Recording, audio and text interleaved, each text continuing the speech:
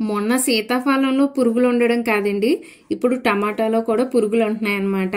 మనం వెజ్ అనుకుని తిన్నా నాన్ వెజ్ తిన్నట్టు అయిపోతుంది చూసుకోకపోతేని. చూస్తున్నారా టమాటాలో ఎంత చిన్న పురుగు ఉందో, కనిపించట్లేదు. నేను చాలా దగ్గరగా జూమ్ చేస్తే కనిపిస్తుంది. నేను కాయ కొంచెం తేడా అనిపించగానే పక్కన పెట్టేశాను. ఇంకో చూడండి, ఇటు పక్క ఇది కూడా చూపియమ్మ ఒకసారి. ఇంకో ఈ సైడ్ కూడా ఇంకో ఇక్కడ ఇంకో ఈ అంచుల నిండా పురుగులే. చూడ్డానికి ఈ అంచుల నిండా ఉన్నాయి.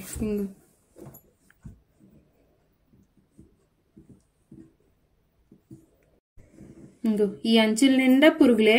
నేను చాలా జూమ్ చేశానండి, కంటికి కనిపించినంత చిన్నగా ఉన్నాయి. మన నేల్ కంటే కూడా చాలా చిన్నవి అనమాట, కనిపించట్లేదు. కాయ చూస్తే ఎంత నీట్గా ఉందో చూడండి.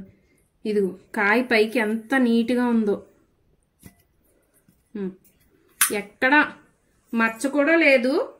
నాకు చిన్నగా మెత్తదనం రాగానే నేను పక్కన పడేసాను అనమాట. కాయని కట్ చేయగానే ఇంకా మెత్త అనిపించింది, పడేసాను. అందులో అన్ని పురుగులు ఉన్నాయి.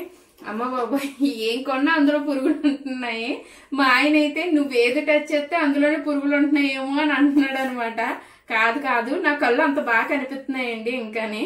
అది అక్కడ విషయం అయితే.